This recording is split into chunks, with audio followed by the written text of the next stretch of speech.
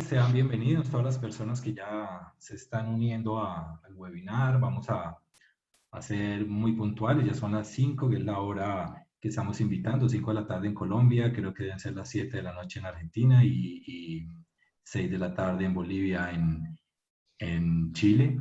Sean bienvenidos, les habla Miguel Rodríguez, soy director de capacitación en la compañía Elite Training, que es quien ha invitado a este webinar que vamos a tener hoy sobre las prácticas seguras y procedimientos para personal calificado en trabajos eléctricos industriales. Este webinar va a estar a cargo de Patricio Llaneza, quien está en este momento en Argentina. Patricio es experto internacional en temas de seguridad eléctrica, ha sido asesor y instructor de la NFPA en temas de la seguridad eléctrica, la NFPA 70E, su área de experticia. Ha sido consultor, instructor en diferentes oportunidades en Colombia y es considerado pues un experto en materia de seguridad eléctrica a nivel internacional y ha estado en diferentes países trabajando. Este webinar va a tener una duración aproximada de 1 hora. Patricio hará una presentación de unos 45 minutos y después se va a abrir un espacio para sus preguntas. Por favor, vamos a recibir todas las preguntas en el botón de preguntas y respuestas. Desde ahí al finalizar, Patricio Llaneza va a ir contestando todas sus inquietudes. Al finalizar, después del webinar, les vamos a enviar a todos ustedes un link. Yo creo que en próximos días les vamos a enviar un link a su correo donde van a poder visualizar nuevamente este webinar y pues va a estar ahí todo el video. Bueno, sin más preámbulo, muchas gracias a todos por su participación. Bienvenido, Patricio. Muchas gracias por tu asistencia y bueno, adelante, Patricio. Gracias, Miller. Buenas tardes, buenas noches a todos los participantes. Bien, los objetivos de este webinar, como se ha mencionado, sí, ahí vemos los 3 puntos. Primero, ¿qué significa, qué implica y cómo llegar a ser personal calificado?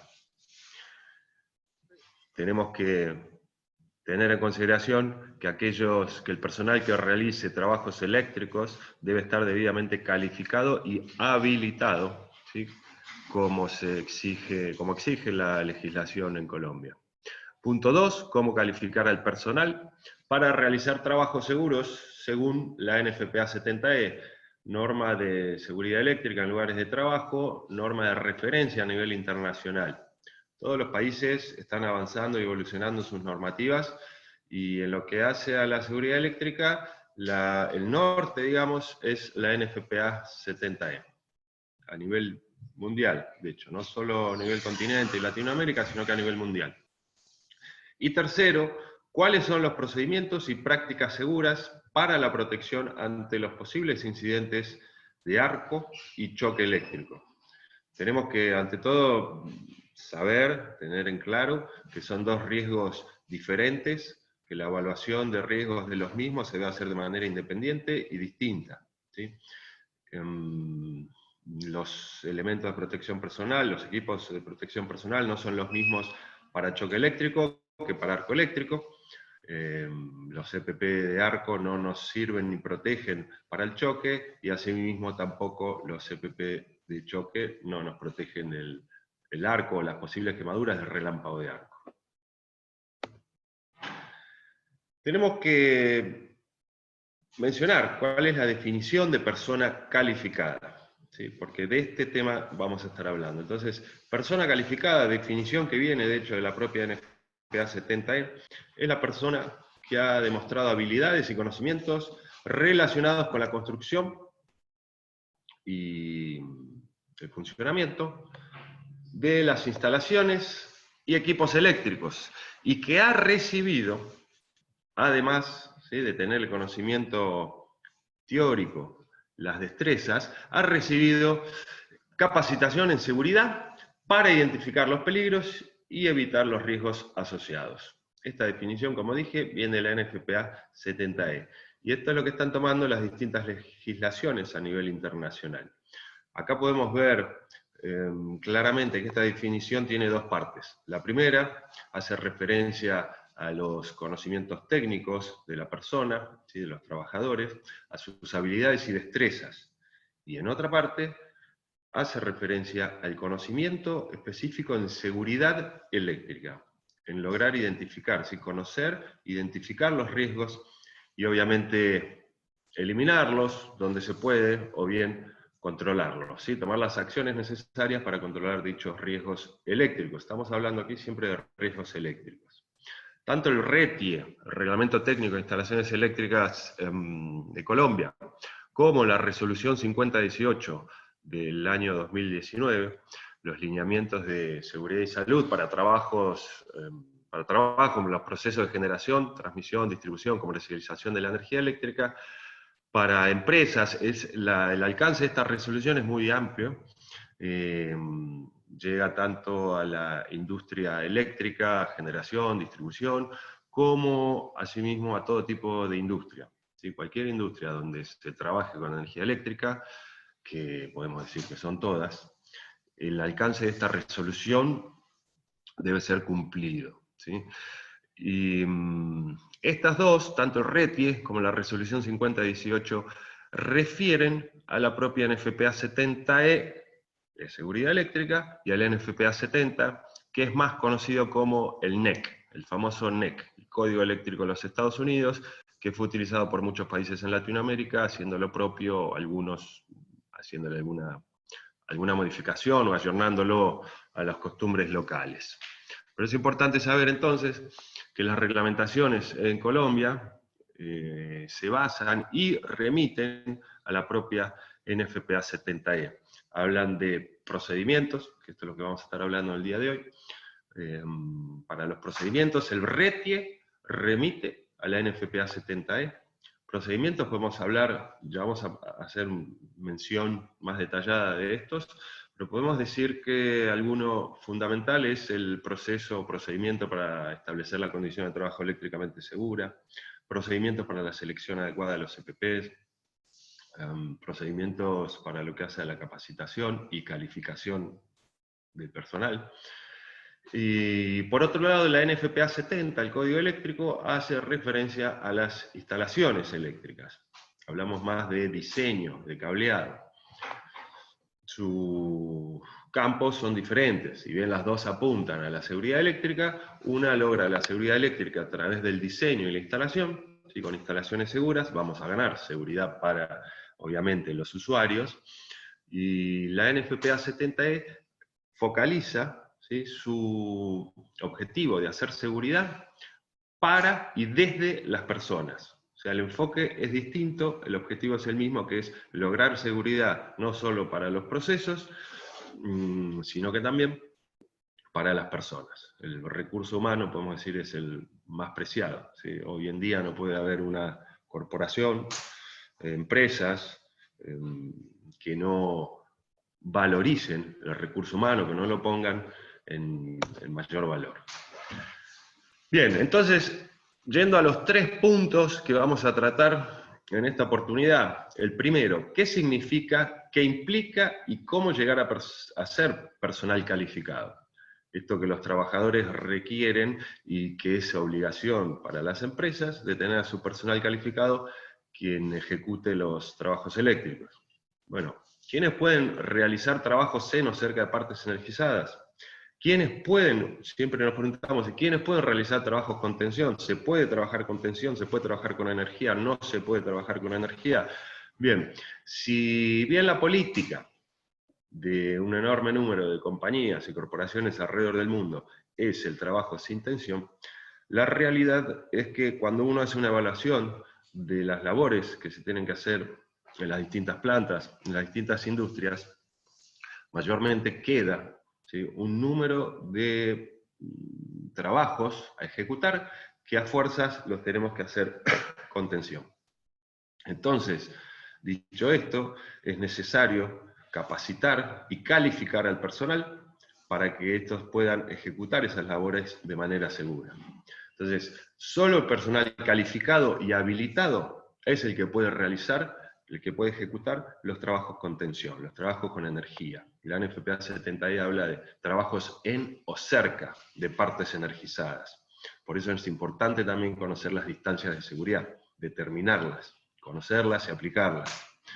Aquellos que además de los conocimientos técnicos necesarios, se cuentan con suficiente conocimiento de seguridad eléctrica para identificar y lograr, en consecuencia, controlar los riesgos asociados.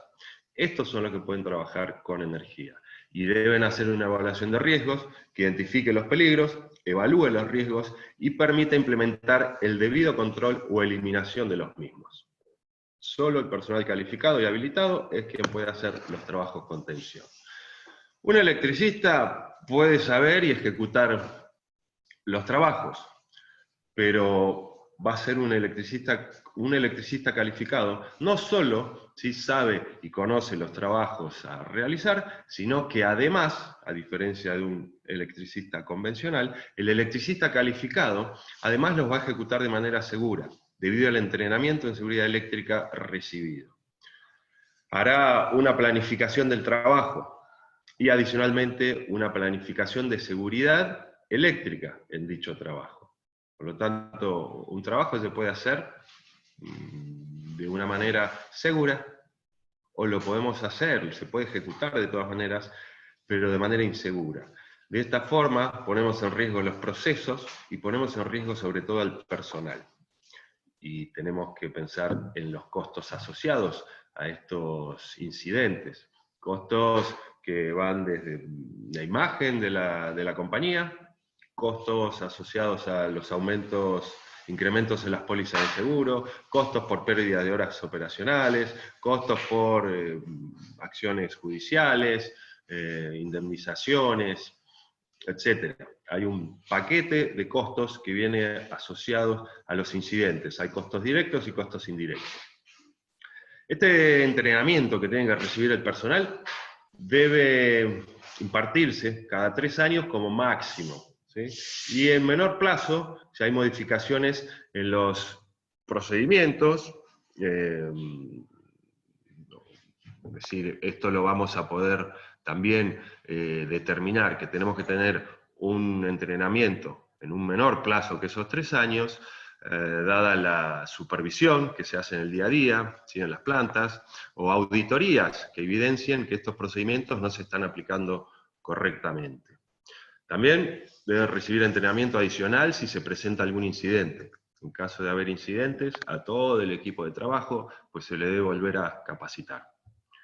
Es importante esto de hacer una revisión, una actualización de los procedimientos, también en el tiempo. ¿Por qué? Porque en el tiempo van cambiando las tecnologías, van cambiando las instalaciones eléctricas, es decir, que todas estas modificaciones, o aparecen nuevos equipos, nuevas herramientas, todas estas modificaciones harán necesario que actualicemos nuestros procedimientos que deben ser documentados, comunicados al personal, entrenar al personal en los mismos, para que luego estos los ejecuten de manera adecuada. Este entrenamiento debe recibirse cada 3 años como máximo, decía, y en menor plazo, si tenemos modificaciones en los procedimientos de trabajo, modificaciones en las instalaciones, o como dije, cuando la supervisión o auditorías evidencien que estos no están siendo cumplidos, ¿sí? También debe recibir entrenamiento adicional cuando hay incidentes como mencioné. Me había salteado una diapositiva. Decía que... ahí vamos con esta otra diapositiva. Ahí vemos una imagen de lo que podría ser un entrenamiento. En la imagen vemos un entrenamiento de cómo manipular una pértiga de rescate. Un personal calificado tiene que saber cómo actuar en caso de un incidente, en caso de una emergencia eléctrica. Es la NFPA 70E, la norma que menciona que todos aquellos trabajadores que tengan exposición a choque eléctrico deben ser capacitados en emergencias y rescates por incidentes eléctricos. Primeros auxilios, uso del desfibrilador, del DAE, el RCP y demás. Ahí podemos ver una imagen de un entrenamiento de RCP, reanimación cardiopulmonar. Vamos a ver un video. ¿Cómo es que se presenta un arco eléctrico? Veamos. Y este video es muy conocido en Colombia. Sí, esto sucedió en Colombia, en una petrolera.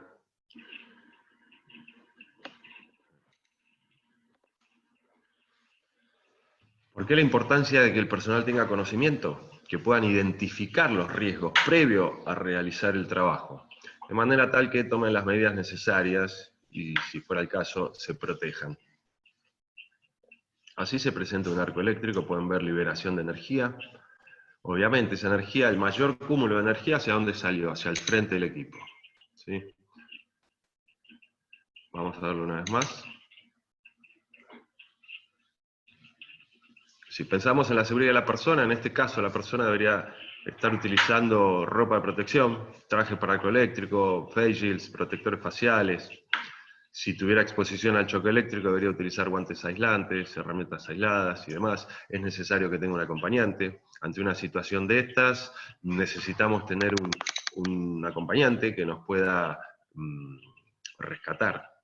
A su vez, es bueno mencionar que no solo es importante tener un acompañante, sino que el acompañante tenga los conocimientos necesarios para ejecutar ese rescate. ¿Sí?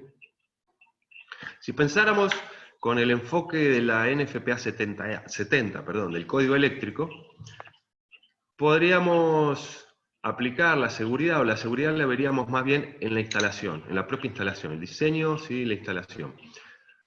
Equipos que sean arc resistant, equipos que, en caso de presentarse una falla de arco, no permitan que la energía salga liberada, como se ve en esta oportunidad, hacia la persona. Obviamente, para el caso, esta maniobra debería hacerse a puerta cerrada. Un equipo que es resistente al arco, ¿sí? O resistente al arco interno, si nosotros le abrimos la tapa, de todas maneras la energía va a salir liberada hacia el frente, quiere decir que pierde su cualidad, su característica resistente al arco.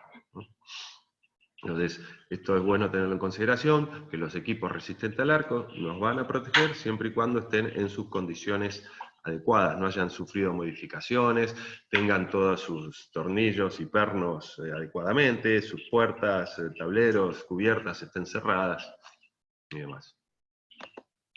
Bien, vamos a volver a la presentación. Tenemos otro video.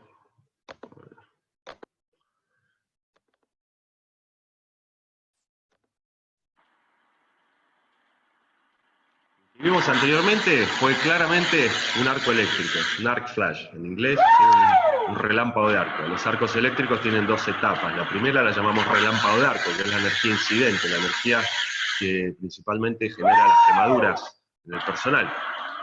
Y luego la ráfaga de arco, donde puede haber asimismo proyección de esquirlas, metales fundidos. Aquí el riesgo es otro. A través de este arco voltaico, el riesgo al que se expone este trabajador es al de paso de corriente a través del cuerpo. Si hay paso de energía a través del cuerpo, si hay paso de corriente a través del cuerpo, al riesgo eléctrico que nos estamos exponiendo se lo define como shock eléctrico, ¿sí? Por contacto. Contacto de aproximación, uno puede sufrir choques eléctricos. Los choques eléctricos más graves, ¿en qué van a terminar? En una electrocución. ¿Sí? La electrocución, por definición, es la muerte causada por un shock eléctrico. Quien no puede sobrevivir y contar su experiencia de ese choque eléctrico, pues a ese lo definimos una víctima de electrocución. En cambio, las personas que se exponen a relámpagos de arco, mayormente las lesiones que sufren son lesiones de quemadura. ¿Y cómo nos protegemos de esas quemaduras? Con equipos de protección personal, con ropa que tiene propiedades que evitan al usuario sufrir las quemaduras. Se sufren distintos tipos de lesiones. Cuando es arco eléctrico, mayormente vamos a hablar de quemaduras. Si choque eléctrico, vamos a hablar de contracciones musculares, paro respiratorio, paro cardiorrespiratorio, tetanización, caídas, golpes en ambos casos, ya sea por choque o por arco, caídas y golpes se pueden sufrir, y bueno, finalmente la muerte, en ambos casos. El choque eléctrico debido al paro cardíaco, y con una exposición a un relámpago de arco o a un arco eléctrico, mayormente debido al alto nivel de quemaduras.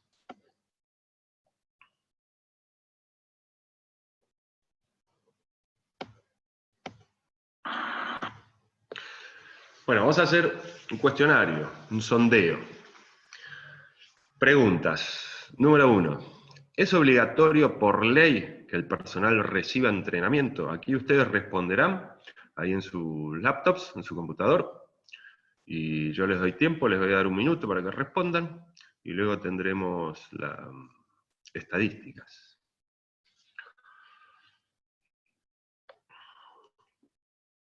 ¿Sí? De nuevo, ¿es obligatorio por ley que el personal reciba entrenamiento? ¿Sí o no? Y pregunta número 2.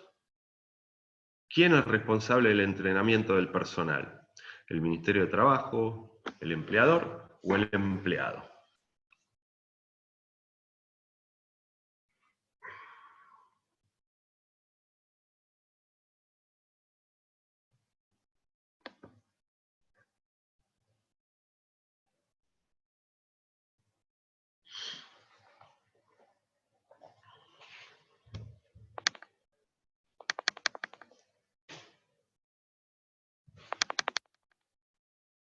Bien, continuamos.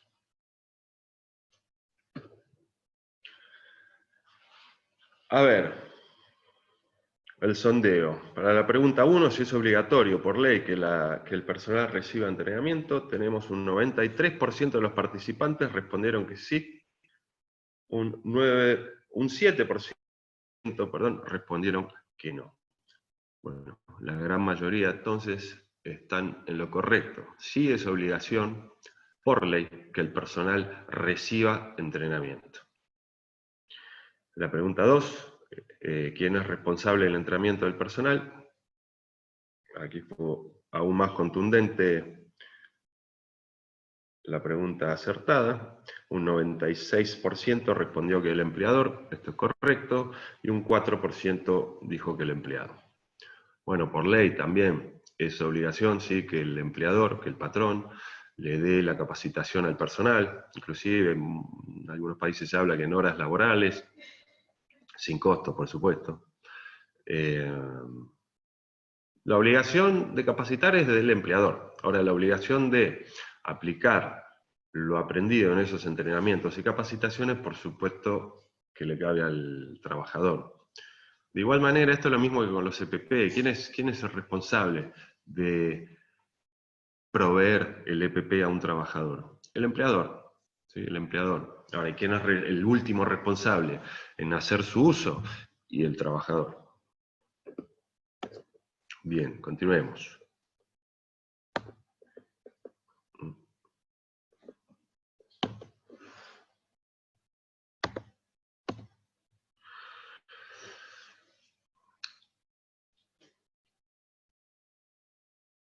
¿Qué significa y qué implica y cómo llegar a ser personal calificado? Bueno, aquí hay responsabilidades del empleador, como decía, asegurar que sus trabajadores y los contratistas cuenten con los entrenamientos, con la capacitación necesaria.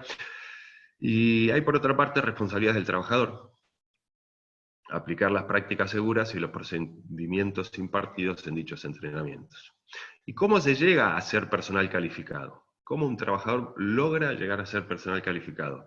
Pues no hay otra forma que a través del conocimiento técnico, habilidades, destrezas, conocimiento de seguridad recibido en los entrenamientos.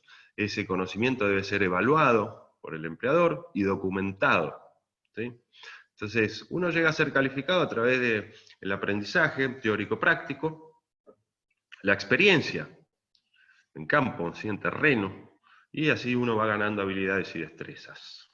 Esa es la manera que uno puede pasar a ser personal calificado. Y las personas no deben, ¿sí? No deberían tener personal que no sea calificado realizando trabajos eléctricos, mucho menos trabajos energizados, porque estos trabajos son de alto riesgo. Esto es un riesgo tanto para el trabajador como para la organización en sí misma, ¿sí? Punto 2. ¿Cómo calificar al personal para realizar trabajos seguros según la NFPA 70E?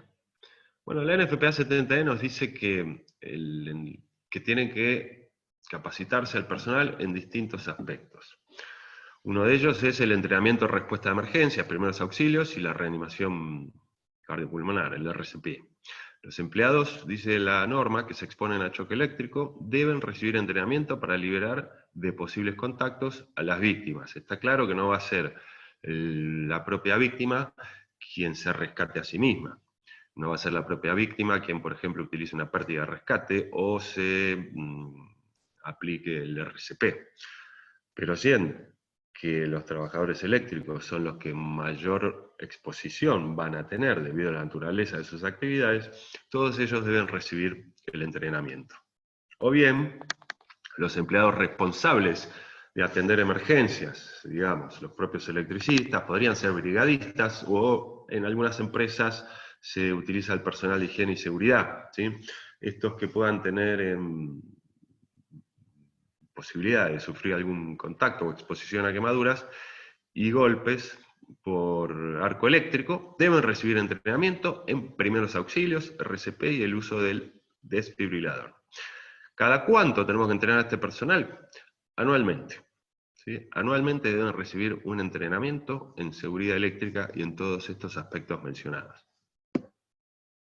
En muchas compañías yo me encuentro que tienen la inquietud, que no saben cada cuánto deberían, si tienen que capacitar al personal, y en el caso de que sí, cada cuánto. Bueno, insisto, la NFPA 70E es una excelente guía para poder desarrollar, implantar, llevar a cabo un programa de seguridad eléctrica. La norma nos va a ayudar a saber en qué aspectos hay que capacitar al personal, cada cuánto, está bien detallada en esos ítems. Por eso que las normas de los distintos países la toman como referencia. Esto es como el dicho que dice, ¿para qué inventar la pólvora, verdad? Bueno, si ya tenemos una buena guía, un buen manual que nos ayuda con todo esto, donde detrás de la misma hay un cuerpo, hay un comité de especialistas, donde se discuten todos los métodos, las actualizaciones, se evalúan y finalmente se reflejan en la propia norma, bueno, ¿para qué inventar la pólvora si aquí ya tenemos esta guía? Que la pueden ver en pantalla, ¿sí?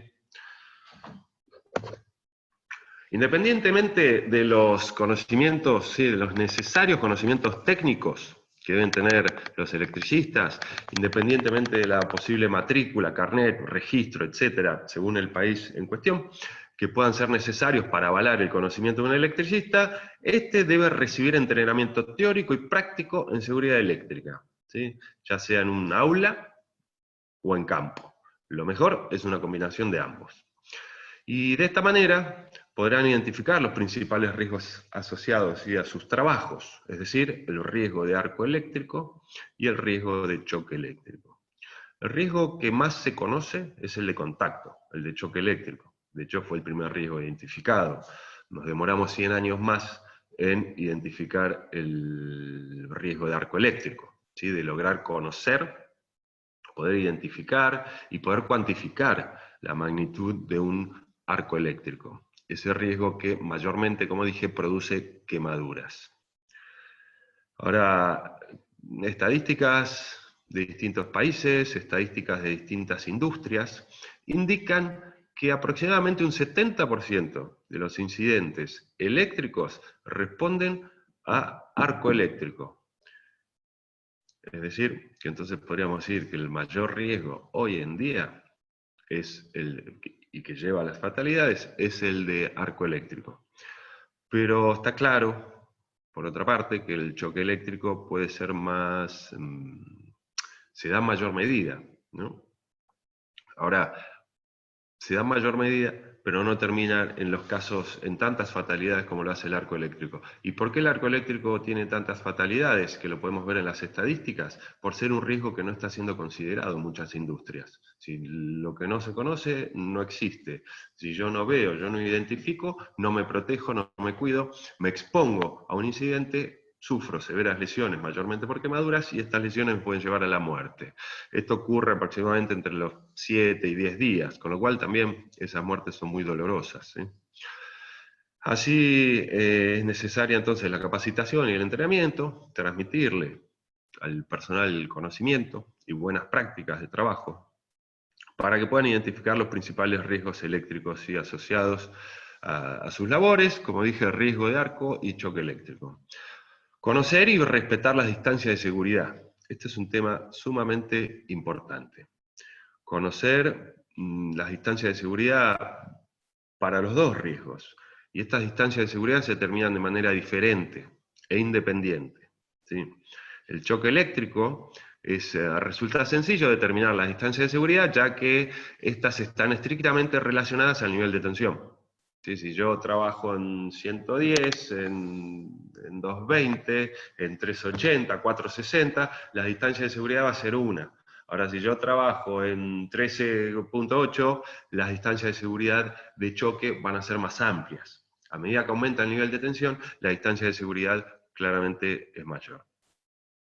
Esto no es tan fácil de determinar en el caso del arco eléctrico. Para determinar la distancia de seguridad de arco eléctrico, tenemos que hacer un estudio. Se hace un estudio de arco eléctrico, el cual nos va a determinar tanto la magnitud de que se puede liberar en esa falla eléctrica, que es liberada a modo de energía radiante. La energía radiante es igual que la del Sol, es luz y calor. Ese es el calor que produce las quemaduras en las personas y pueden terminar en fatalidades. Y en el caso del arco eléctrico no está relacionado al nivel de tensión. Podemos tener arcos eléctricos de enorme magnitud en baja tensión, arcos eléctricos de mayor magnitud en baja que en alta tensión. Por eso es necesario hacer un estudio de arco eléctrico. La norma en FPA 70E trae un método sencillo, simplificado de tablas, el cual podemos hacer uso del mismo, pero este método de tablas resulta ser un tanto escueto, digamos, ya que si estas tablas las variables consideradas en las tablas no aplican a nuestro sistema real, nuestro sistema eléctrico de potencia, entonces la tabla no nos va a servir. No estaríamos contemplando nuestra propia realidad. Para el caso de que la tarea, la labor que queremos evaluar, o el equipo en cuestión, la potencia, los niveles de tensión, las corrientes, el tiempo de despeje de falla y demás, no es el considerado en la tabla, entonces nos toca hacer un estudio formal, un estudio de arco eléctrico, para los cuales mayormente utilizamos softwares, ¿sí?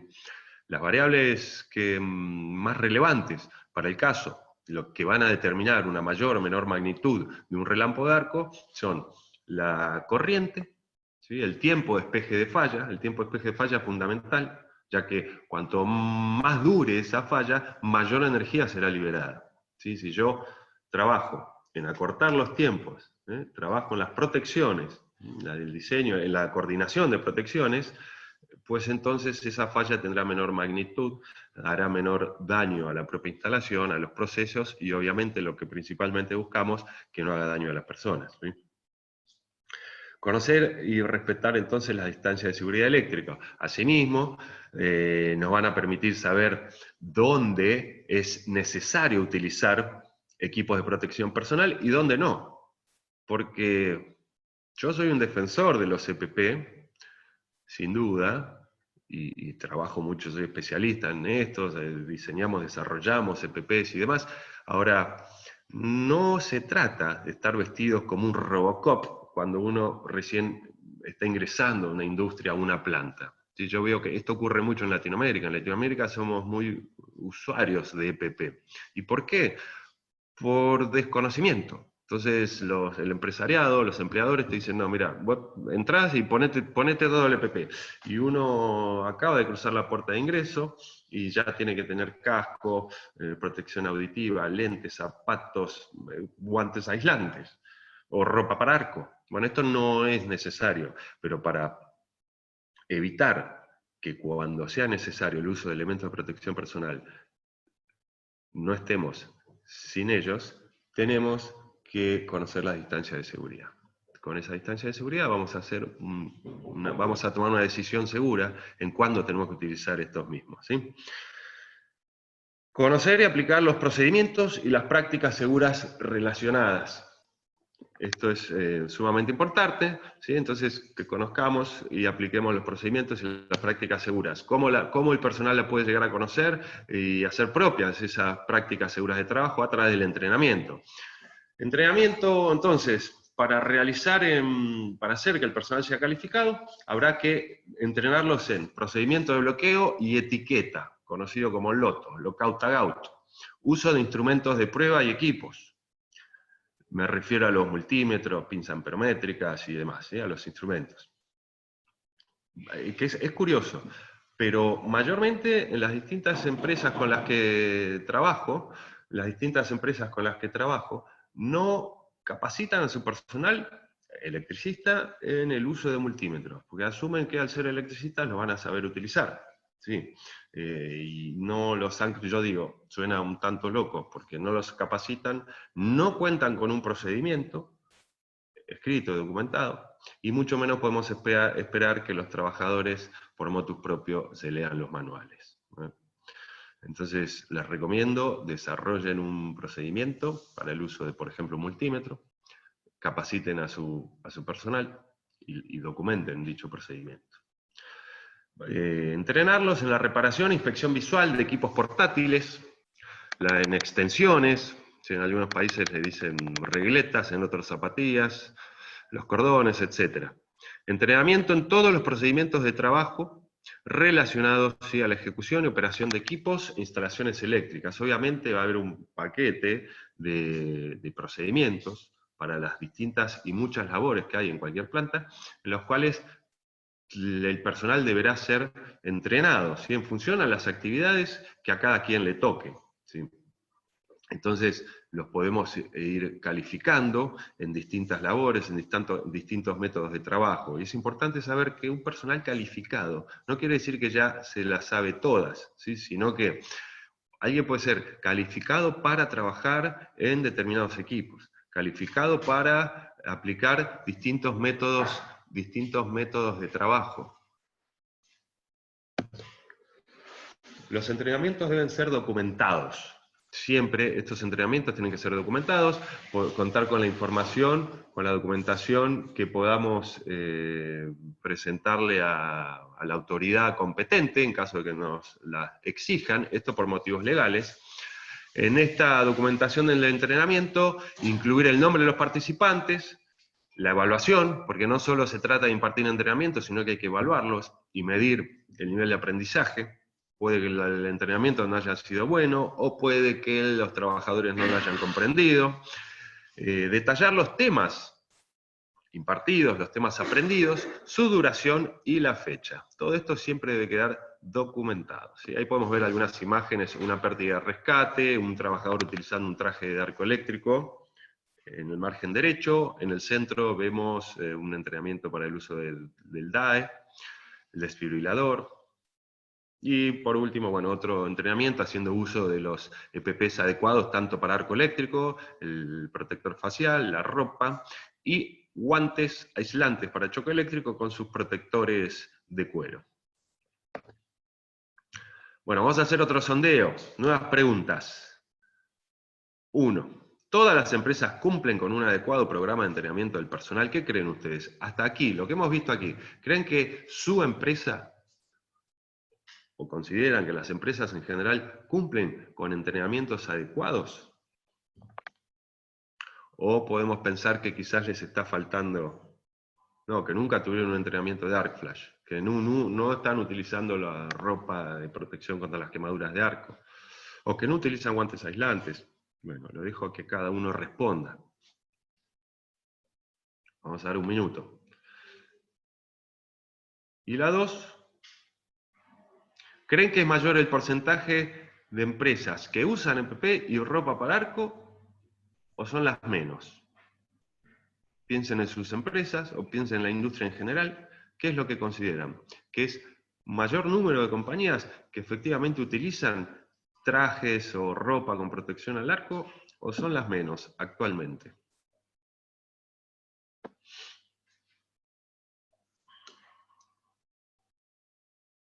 A ver qué opinan. ¿Qué nos da el sondeo? Bien, para la pregunta 1, ¿todas las empresas cumplen con un adecuado programa de entrenamiento del personal? Sí, apenas un 16%, no, un 84%. Estamos viendo claramente que para mejorar la seguridad eléctrica en el país, en Colombia y en Latinoamérica en general, tenemos mucho trabajo por hacer, ¿sí? En cuanto a la pregunta 2, si creen que es mayor el porcentaje de empresas que usan EPP y ropa para arco, o son las menos, de igual forma, menos 67%, mayor un 33%. Esto hace unos años atrás, inclusive, la diferencia era aún más drástica, más preocupante. ¿Sí? En los últimos años, la última década, en Latinoamérica hemos avanzado mucho, afortunadamente. ¿Qué nos ha ayudado a avanzar? Y la comunicación, el conocimiento, también la transnacionalización de empresas, compañías que vienen, son transnacionales, entonces traen procedimientos estándares, ¿sí?, de seguridad de otros continentes, otras áreas del mundo, ¿sí? Podemos decir Estados Unidos, Europa, suelen tener unos estándares un tanto más altos que la industria locales en Latinoamérica.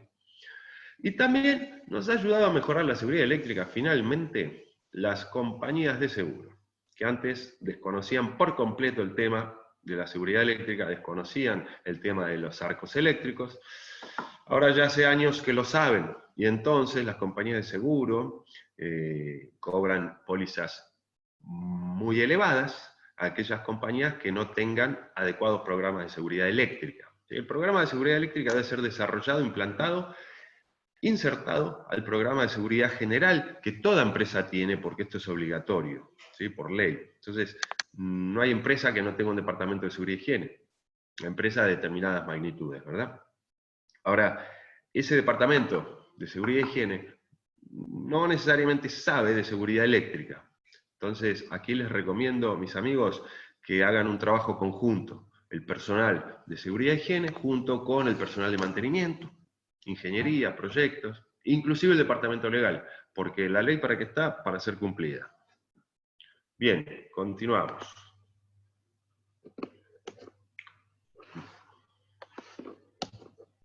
Vamos a ver un video aquí que nos va a hacer pensar, ¿sí?, en la importancia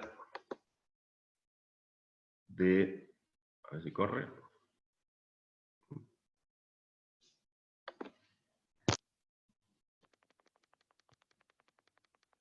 Tiene un problemita técnico, esperen, ya lo solucionamos.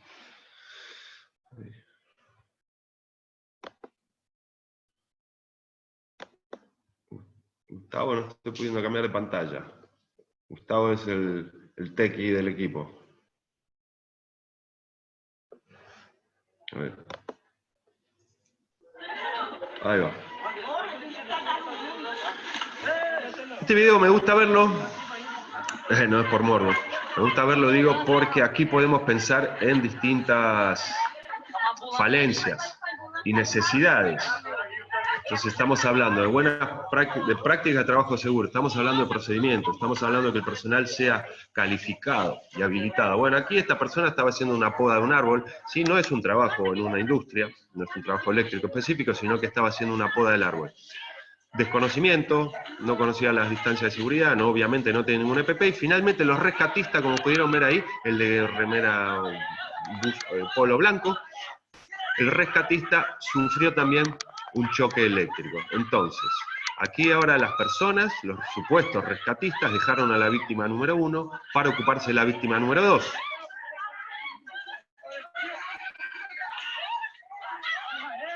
Nadie actúa correctamente. Fíjense que alguna idea del peligro de la energía eléctrica tienen, porque utilizan palos para tratar de quitar la línea, que sigue haciendo contacto con la víctima. Esta persona que se ve al frente de la imagen intentó mover la rama con una camisa, como si la camisa fuera aislante, y le dio corriente claramente. Le intenta mover con el pie, le da corriente. Si bien la madera puede ser un elemento aislante bajo ciertas condiciones, por supuesto que esa madera que fue recién cortada está verde, tiene humedad, por lo tanto es conductiva. Y ahora la línea le vuelve a dar nuevas descargas a la víctima número 1. Entonces, la importancia, no solo de hacer una planificación en cuanto a lo técnico, ¿sí?, del trabajo, sino que también hacer una planificación de la seguridad eléctrica, porque no solo queremos que se realicen los trabajos, sino que queremos que se realicen y de forma segura. Acá se terminó con 2 muertes, o sea, 2 personas muertas. Si este trabajo se hacía de una manera planificada y con conocimiento, se hubiesen evitado esas muertes. Esto lo tenemos que trasladar a la industria. ¿Sí? Yo veo que hay industrias que en el día de hoy todavía ni siquiera utilizan guantes aislantes. Realizan trabajos eléctricos en equipos energizados para hacer ajustes, ¿sí? Apretar un perno, cambiar de interruptores, térmicas, y lo hacen sin guantes aislantes y con energía. Ahora, ¿cuál es la premisa de la seguridad eléctrica? La premisa de la seguridad eléctrica, mis amigos, es trabajar sin tensión, trabajar sin energía. Pero está claro, ustedes y quienes realicen trabajo, sabemos que esto es una utopía, ¿no? Pues no se puede hacer todo sin energía. Entonces, es importante, ¿sí? Tener cuáles son los procedimientos fundamentales relacionados a la seguridad eléctrica. El primero, yo diría, un procedimiento para bloquear, ¿sí? Para desenergizar. Entonces, que el trabajo ya no sea un trabajo eléctrico energizado, sino que un trabajo sin energía. Bien, acá tengo enumerados algunos de los fundamentales. Primero, procedimiento de evaluación de riesgo, hacer la planificación del trabajo, ¿sí? de planificación de seguridad para ese trabajo, utilizar un checklist. 2, investigación de incidentes. Hay que realizar una investigación de incidentes y conocer, bueno, por qué ocurrió y poder tomar las lecciones aprendidas. A raíz de los incidentes nosotros vamos a aprender, y con lo que aprendemos vamos a evitar que se vuelvan a repetir. Y por eso es que necesitamos capacitar al personal luego de un incidente, ¿sí? Para que eso no vuelva a ocurrir. Y para hacer correcciones, puede ser que las correcciones tengan que ser al recurso humano, el personal, a través del entrenamiento, o de ofrecerles mayor y mejores EPPs, o puede ser que sea por deficiencias en la instalación, entonces hagamos mejoras de diseño, ¿sí? Tener procedimientos de auditoría, tener procedimientos de bloqueo y etiquetado, que ya lo había mencionado, procedimientos de rescate y emergencias eléctricas, ya dije antes que es necesario capacitar al personal en este aspecto, procedimientos para el uso de instrumentos, multímetros y demás, y finalmente procedimientos para lo que hace a la selección del EPP que sea adecuado, obviamente, ¿sí? Bien. Procedimientos para establecer y verificar una condición de trabajo eléctricamente segura. Voy ahora a detallar algunos de estos procedimientos. La importancia y cómo poder ir armando uno de estos procedimientos, ¿no? Bueno, para establecer y verificar una condición de trabajo eléctricamente segura, tenemos una guía. ¿Sí? Esta es la NFPA 70E, o están también las muy conocidas 5 reglas de oro. Pero la NFPA 70E trae 8 puntos. 1, determinar todas las posibles fuentes. 2, después de interrumpir la corriente de carga, abrir los dispositivos de conexión de cada fuente. 3, cuando resulte posible, debido al diseño del equipo, verificar visualmente que los dispositivos de conexión estén abiertos.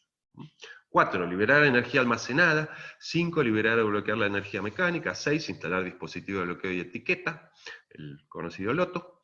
7, usando ahora sí un multímetro, un dispositivo de medición que tenga un valor nominal adecuado, debemos probar fase a fase, fase a tierra, para asegurar que se encuentran desenergizados. Y antes de utilizar ese multímetro tenemos que verificar la buena operación. ¿Dónde? En una fuente de energía confiable y diferente. Si yo tengo que ir a medir un tablero, por ejemplo, ausencia de tensión, bueno, antes de medir los 380, ¿sí? Si iba a medir ausencia de tensión me tenía que dar 0, ¿sí? Pero antes de confiar en lo que me diga el instrumento, tengo que medirlo en una fuente de tensión conocida e independiente. Por ejemplo, un toma corriente. Podría medir acá, bueno, 220 o 110, ¿sí? Ok, me está marcando bien. Ahora sí hago mi medición o mi prueba de ausencia de tensión. 8, donde resulte necesario, debido a energía almacenada, posible energías inducidas o retornos, instalar entonces dispositivos de puesta a tierra temporal. Los dispositivos de puesta a tierra temporal son el salvaguarda, el ángel guardián del electricista. Van a evitar que haya reconexiones, reenergización, y vamos a descargar inclusive la energía que pueda estar allí remanente, energía almacenada. Para esto, otro procedimiento fundamental es utilizar, si finalmente voy a hacer un trabajo con tensión, el anterior era para desenergizar, entonces que ese trabajo eléctrico ya sea un trabajo seguro. Ahora, si yo tengo que trabajar con tensión, voy a aplicar un permiso de trabajo eléctrico energizado. Este se requiere cuando se trabaja con energía, ¿sí? Con posible exposición tanto a choque eléctrico como a las quemaduras del arco. Y tengo que tener un permiso que incluya los siguientes ítems, ¿sí? Describir el circuito o trabajo que se va a realizar. Tener una justificación de por qué voy a trabajar energizado. ¿Por qué no toma la decisión segura de trabajar sin tensión? Pero como les dije, hay casos en los que nos vemos forzados a trabajar con energía, o por ejemplo, cómo yo voy a medir consumos, o cómo voy a hacer una termografía, o cómo voy... Hay una serie de labores en los cuales yo necesito trabajar con energía.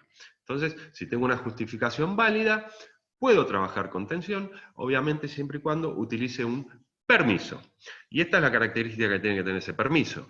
En el punto 3, descripción de prácticas seguras, ¿sí? De trabajo a utilizar. Bueno, ¿cuáles son las prácticas de trabajo seguro que vamos a utilizar? Antes de realizar el trabajo hacemos una discusión conjunta. Todos los que vamos a estar involucrados en dicha labor, llegamos a un acuerdo y procedemos a ejecutar el trabajo. Hacer una evaluación de riesgo, tanto por choque eléctrico como por arco. ¿Sí? Para choque eléctrico tenemos que conocer el nivel de tensión y entonces hacer una selección del EPP adecuado. ¿Qué guantes aislantes voy a utilizar? Clase doble-cero. Los doble-cero son hasta un voltaje máximo de uso de 500 voltios. ¿Sí? O si voy a trabajar en 600 voltios, ¿qué guantes utilizo? Bueno, clase 0, que son una protección de hasta 1000 voltios. Evaluación de riesgo de arco. De esa manera voy a saber cuál es la distancia de seguridad, si estoy dentro del alcance de la energía radiante que podría producirme quemaduras, o si estoy fuera. Y si estoy dentro, entonces tengo que hacer la selección adecuada de la ropa que me va a proteger. Si hay ropa que protegen la magnitud del arco eléctrico, se cuantifica en calorías sobre centímetro cuadrado. Es lo que llamamos energía incidente. Un arco puede tener 10 calorías, otro puede tener 100. Obviamente no va a ser la misma ropa, no va a ser el mismo EPP el que voy a tener que utilizar. Por eso es necesario identificar el riesgo, cuantificarlo para después hacer una selección adecuada del EPP. 6. Medios de restricción de acceso a terceros. No permitir que ingrese personal no calificado al área donde se está haciendo el trabajo. Para protegerlos a ellos y a esos terceros, como también para proteger a los ejecutores del trabajo, que tienen que estar enfocados, concentrados, ¿sí? en realizar la tarea. Nunca falta el compañero que inclusive es gracioso y uno está haciendo un trabajo con tensión y pasa y le pega el susto, ¿no? Eso es muy peligroso. Completar una planificación del trabajo y evaluación de riesgo, o sea, evidenciar que se ha hecho una evaluación de riesgo y una planificación de la labor, y por último la firma, ¿sí? Que el ejecutor firme que está de acuerdo en que ese trabajo de esta manera planificada, con los EPP que cuento, considerando las distancias de seguridad, etcétera, etcétera, puede ser realizada de manera segura. Y nos faltan las firmas de aprobación. Esas firmas de aprobación tendrán que tener un nivel jerárquico más alto, tendrá que ser a nivel de supervisores o gerencia. Y involucrar al Departamento de Seguridad Eléctrica. Acá pueden ver un formato y un permiso. Este formato lo pueden tomar de la NFPA 70E, ¿sí? Que tiene 3 partes. Parte 1 para ser completada por el solicitante, ahí está la justificación. En esos 3 puntos, uno de ellos es la justificación de por qué voy a hacer un trabajo con tensión, por qué solicito trabajar con tensión. La parte 2 es el cuerpo del permiso, todo lo que dije, y finalmente la parte 3 vamos a colocar allí las firmas. ¿Cómo se pueden determinar las distancias de seguridad? A través de las tablas que traen distintas normas. Una de ellas es la NFPA 70E, según el nivel de tensión que vemos en la columna 1, en el margen izquierdo. Las otras columnas nos dicen cuáles son las distancias de seguridad. ¿Sí? Las distancias de seguridad que comunica la NFPA 70E son la frontera limitada, sería la más externa. Tengo mal la flecha, no es la amarilla, sino que la roja. No, tengo bien, la amarilla es la frontera limitada, y la siguiente, la roja del centro, sería la frontera restringida. Ahí ya existe mayor riesgo de choque y se me obliga a usar guantes aislantes. Esa es la distancia donde yo tengo que usar guantes aislantes. Esta distancia es variable según el nivel de tensión. Para arco eléctrico, ya les dije, no es determinado por el nivel de tensión, sino que según la energía incidente. Y la frontera relámpago de arco, que está marcada en la línea punteada, es variable. Como no está determinado por el nivel de tensión, en mismos niveles de tensión, para un equipo la frontera de arco puede tener una distancia y para otro equipo la frontera de arco podría tener otra distancia diferente. Aplicar prácticas seguras de trabajo. ¿Sí? Los empleados deben ser instruidos para mantener alerta en todo momento. No permitir realizar TCT, trabajo con tensión, cuando su capacidad de alerta se encuentre disminuida, ya sea por enfermedad, fatiga u otras razones. Pueden tener preocupaciones, pueden ser cuestiones emocionales, psicológicas. No utilizar joyerías, relojes, ropa y accesorios conductivos, ¿sí? No deben usarse. ¿Por qué? Porque estos pueden provocar un arqueo de la energía, nos pueden producir choques eléctricos, o bien frente a una exposición de arco pueden absorber energía y producirnos quemaduras más severas. Otros elementos conductivos y herramientas conductoras no deben estar tampoco en contacto con el operario, o que estén en contacto deben manejarse de manera que evite el contacto accidental con partes energizadas.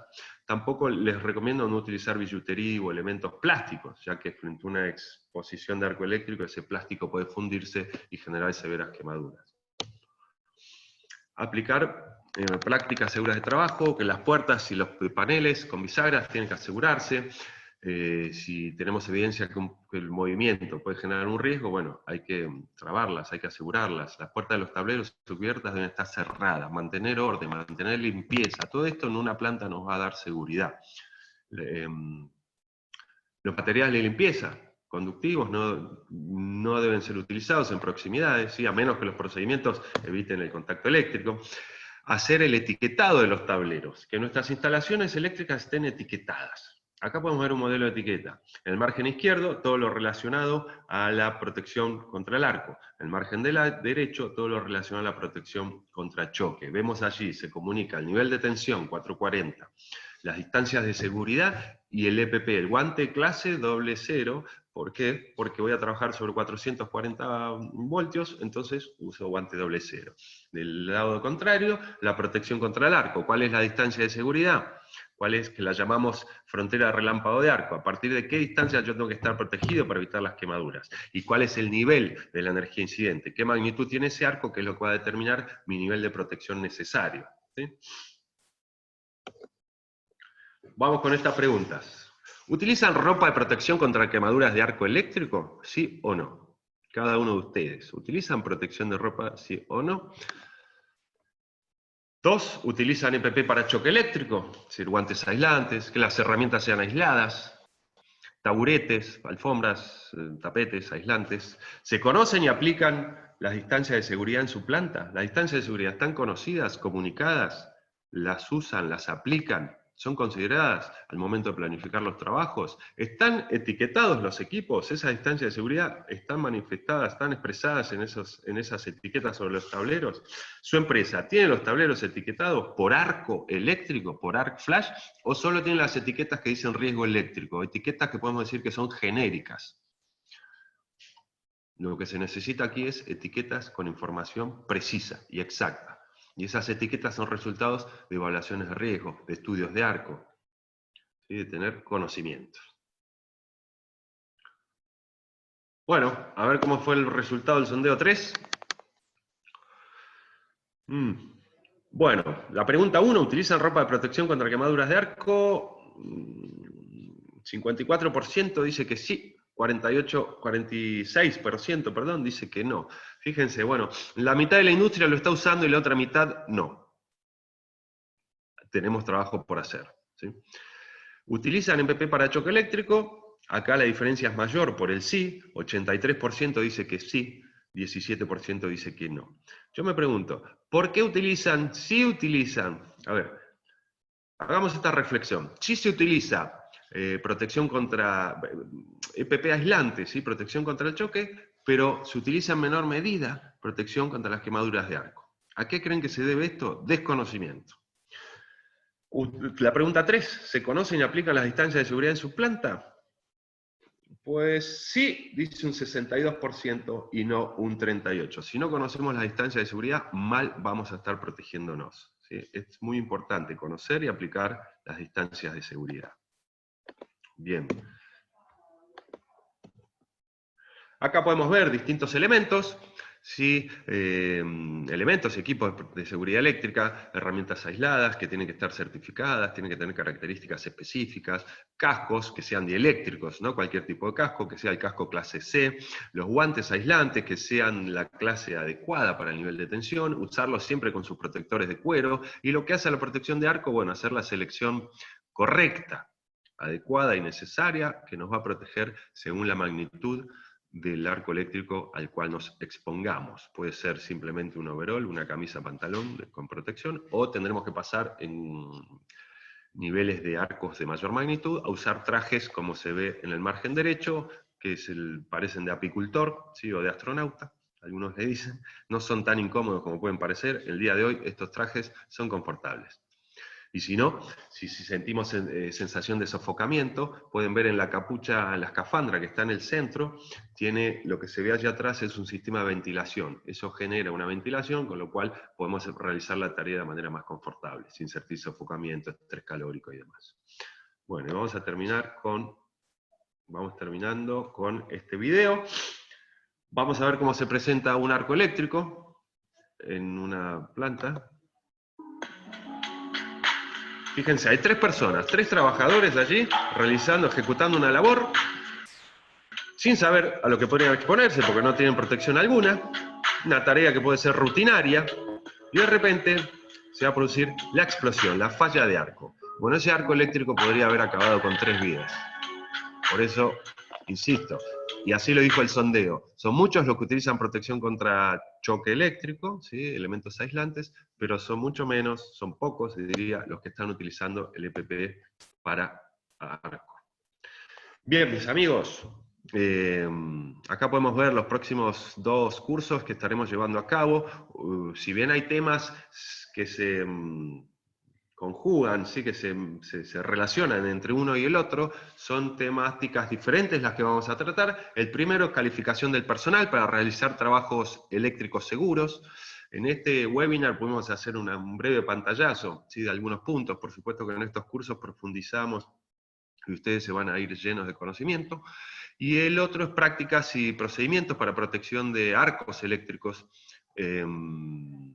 según la NFPA 70E, perdón, de accidentes eléctricos. O sea, vamos a considerar la protección tanto para choque como para arco. Les agradezco mucho su participación y voy a pasar a ver las preguntas.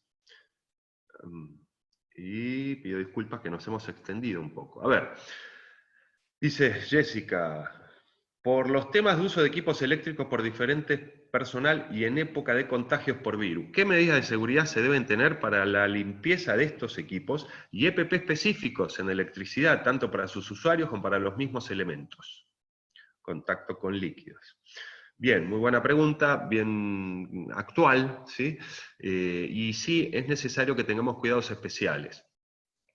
Me puedo ir un poquito más atrás y pensar, ¿cuáles son EPP? O sea, equipos de protección personal, y cuáles son de uso colectivo. Hoy en día tenemos que ser más estrictos con el uso de los EPP personales, que realmente sean de uso personal y no de uso colectivo, sobre todo los protectores faciales, ¿sí? Y cuando se comparten tienen que ser debidamente limpiados, ¿sí? Con un poquito de agua y alcohol. Gustavo, ¿estamos todavía al aire? Sí, Sí, te Patricio. estamos escuchando. Ah, ok. Tenemos que tener, sí, mayor cuidado. Guardarlos, definir gabinetes, ¿sí? O en los propios bolsos donde estos vienen, hacer un debido guardado. Hay que tener mucha protección, muchas precauciones, perdón, y hacer, sí, Jessy, el lavado adecuado, con agua y alcohol, sobre todo los protectores faciales, ¿sí? Hay otra, ¿cuál es la categoría de traje o la especificación del mismo para un trabajador que manipula equipos a menos de 500 voltios? Si me hablan de traje, pensamos en protección contra relámpago de arco, contra arc flash. Bueno, esos trajes no se definen en función del nivel de tensión. No podría yo ni nadie decirte cuál es el traje adecuado para trabajar debajo de 500 voltios, porque en 500 voltios tú puedes tener tableros, ¿sí? O puntos en el sistema eléctrico de potencia, que puedes tener 10 calorías de energía incidente, y otros pueden llegar a tener 25, 30, 80. Entonces, ¿cómo tenés que hacer, Yolanda, para saber cuál es el traje adecuado? Tenés que realizar un estudio de arco. En ese estudio de arco, que se hace mayormente con el uso de softwares, vas a tener que considerar ciertos parámetros, ciertas variables, que van a ser mayormente, la que tiene mayor incidencia, la corriente de falla, el tiempo de despeje de falla, ¿sí? El tiempo de duración de esa falla, cuánto tarda en actuar la protección, digamos, y los dispositivos de protección, y la distancia de trabajo, porque no es lo mismo exponerse a una falla de arco si yo estoy a 50 centímetros del tablero que si estoy a 2 metros. Obviamente, cuanto más cerca estoy, mayor impacto de energía tengo. Entonces hay que conocer esas variables para poder determinar cuál va a ser para poder hacer una selección adecuada del EPP, ¿sí? Buenas tardes, pregunta. ¿Las compañías que trabajen con línea viva deben tener calificaciones adicionales aparte del CONTE? Bueno, el CONTE, bien. El CONTE es para, sí, en Colombia. Para línea viva tienen que tener la certificación, ¿sí? O sea, tienen que contar con el CONTE, con todo lo que implica el entrenamiento del mismo. Y sí se requiere de capacitaciones, calificaciones, bueno, calificación no, pero entrenamientos adicionales sí, que ya no son certificados, ¿sí? Pero sí se requiere de entrenamientos adicionales. Insisto, por otra parte, los procedimientos y las instalaciones y demás van cambiando, entonces tenemos que ir haciendo actualizaciones. ¿El accidente del video fue por un arco o por una explosión de cortocircuito? Pregunta Nicolás Rueda. El accidente del video fue un incidente de arco eléctrico. ¿Sí? Al insertar un equipo, claro que con energía y a puerta abierta, esa maniobra es una maniobra habitual. Y ya de por sí les puedo decir que el riesgo de arco en los CCM y en los tableros de potencia es de moderado a alto, ¿no? Ahora, como se pudo observar en ese video, la explosión fue de magnitud, ¿sí? Y que se produjo porque el trabajador violó un enclavamiento y hizo la inserción con energía. Entonces, bueno, se produjo la falla de arco. Quisiera saber quién define quién es una persona calificada, la ley o quién. ¿Quién define quién es una persona calificada? ¿Quién califica y habilita al personal? La propia empresa. ¿Sí? Es la propia empresa la que a través de su programa de entrenamiento va a determinar que Juan, Alberto, Andrea o Yolanda es personal calificado. Obvio, tienen que argumentar por qué los he calificado y habilitado. ¿Y cómo voy a argumentar eso? A través de la evidencia, la documentación de los entrenamientos que les impartí, a quiénes, en qué temas, cuántas horas. Y finalmente esa calificación y habilitación se le da la propia empresa. No es que tienen que ir a una entidad diferente para que les den la habilitación. Es la propia empresa que sí se puede apoyar en asociaciones, instituciones o consultoras privadas para realizar las capacitaciones. A ver, otra pregunta. La exposición a esto... No, de acuerdo al video mostrado, se ve un tablero eléctrico en una sala eléctrica, que hizo un arco eléctrico con el trabajador. ¿Cuáles son las fallas más comunes para que se produzca este tipo de accidentes? Las fallas, hay muchísimas posibilidades de que se produzcan estas fallas. Pérdida de aislamiento, corrosión, humedad, salitre, animalitos que pueden andar por ahí, se meten en los equipos, ratas, lauchas, comadrejas, gatos, palomas en el caso de las líneas aéreas. Todos estos pueden producir las fallas de arco eléctrico. ¿Qué más? Sigamos viendo. A ver, voy bajando. Si está en un país que solo usa el NFPA 70 como referencia para su aplicación, ¿por qué es una ley el entrenamiento? Pregunta 1. Si está en un país que solo usa el NFPA 70 como referencia para su aplicación, ¿por qué es una ley de entrenamiento? Pregunta 1. En Colombia, si tienen el 70 como referencia, el código eléctrico, ¿sí? es aplicable, no es referencia. El código eléctrico se aplica, se exige, es ley, y el código eléctrico no habla del entrenamiento, no es el código eléctrico quien habla del entrenamiento, sino sí el que habla de entrenamiento es la NFPA 70E y todas las reglas y todos los reglamentos y resoluciones de seguridad, salud e higiene. Y la resolución 5018, que habla de procedimientos, habla de capacitación, del uso de PP, de estudios de arco eléctrico y demás, también exige entrenamiento para el personal en Colombia, la resolución 5018. Sigo con otras preguntas. ¿Qué debe contener el kit para desenergizar una persona expuesta a energías? Bueno, ese kit de rescate debe tener, puede tener mantas ignífugas, que es para que el caso de que la víctima se haya encendido la ropa, uno con esa manta ignífuga la tapa y sofoca las flamas. El kit debe contener, tenemos que tener el desfibrilador, ¿sí? Automático externo, el DAE, para poder aplicarlo en caso de una desfibrilación. Tenemos que tener, bueno, gasas, hay unas mantas también que se llaman Watergel. Watergel es una marca, pero pasó a ser genérico, que son excelentes. Y esas mantas o parches se aplican de manera directa sobre la víctima para evitar que la quemadura siga trabajando, porque cuando uno sufre quemadura, la quemazón, ¿sí? La quemadura sigue trabajando internamente.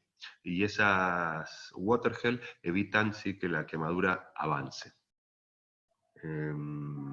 Cuello, ¿sí? Ortopédico, tener una camilla.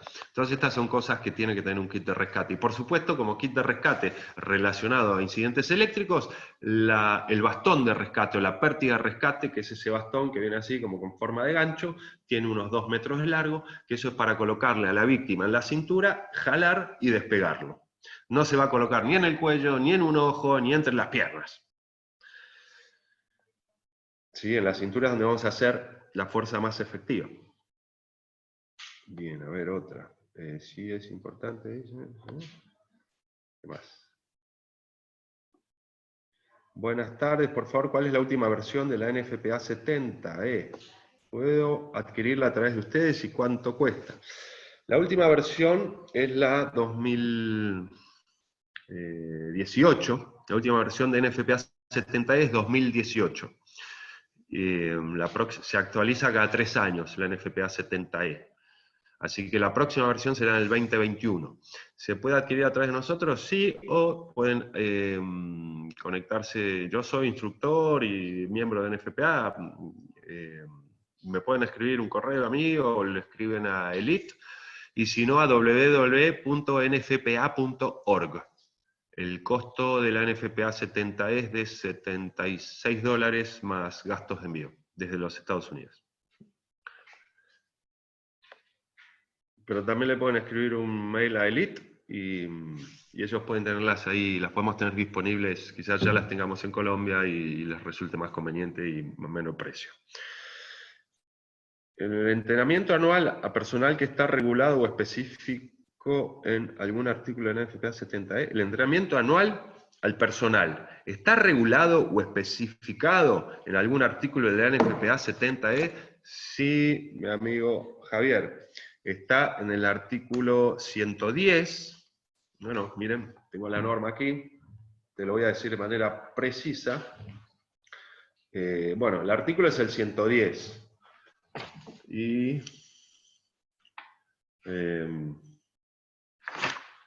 a ver. Bueno, no estoy con los lentes, Iván, Juan, Javier, así que no puedo encontrar el artículo específico, pero será el artículo 110 punto algo, donde se habla de entrenamiento específicamente. El subtítulo es entrenamiento, requisitos de reentrenamiento. Se debe reentrenar al personal anualmente en lo que hace a seguridad eléctrica, ¿sí? Y, primeros auxilios, rescates por incidentes eléctricos. Y máximo no pueden pasar más allá de 3 años para impartir entrenamientos generales de seguridad eléctrica. Dice acá Mauricio, creo que es fundamental una detallada valoración de riesgos inicialmente, en donde se determinen capacitaciones necesarias y obligatorias, con frecuencia de recapacitación. Fundamental, totalmente de acuerdo, Mauricio. Miguel Echavarría. Miguel, si no recuerdo mal, nos conocemos, Miguel Echavarría, espero que estés muy bien. Dice, para certificar las prácticas de seguridad a través del RETIE, ¿es condición que primero las instalaciones de la empresa estén certificadas en RETIE? Bueno, el RETIE hace mucha referencia a las instalaciones y tiene lineamientos que vienen del código eléctrico, ¿sí? Porque hace referencia a instalaciones, hace referencia a mantenimiento. Y hace referencia también a los procedimientos, que los procedimientos tienen que ser basados o remitirse a NFPA 70E. Pero sí, sin duda, que lo que tiene que estar en cumplimiento con el RETIE es la instalación, propiamente. Sí, primero la instalación debe cumplir con el RETIE. A ver, ¿qué más? Son muchas las preguntas, no creo que llegamos a verlas todas. Gustavo, vos me decís si tenemos que cortar, si no yo sigo. No, Patricio, yo creo que, bueno, sí, han ido aumentando las preguntas. Agradecemos a todos por su participación, por el gran interés que han manifestado en este webinar. También por la votación, en la calidad del curso, bueno, no la mostramos, pero realmente la gran mayoría votó como excelente y muy bueno este webinar. Esperamos que, como siempre, haya sido productivo para ustedes. Pues los estaremos invitando a próximos webinars. Normalmente estamos haciendo uno cada semana para que estén pendientes de nuestra programación. En nuestra página web pueden ver los webinars que están programados en www.hidrocarburos.com.co. Patricio, muchas gracias nuevamente y a todos los participantes. Feliz tarde, feliz noche a todos. Muchas gracias. Gracias, Miller, gracias a todos por participar. Espero les haya sido de utilidad este webinar y ojalá nos veamos próximamente.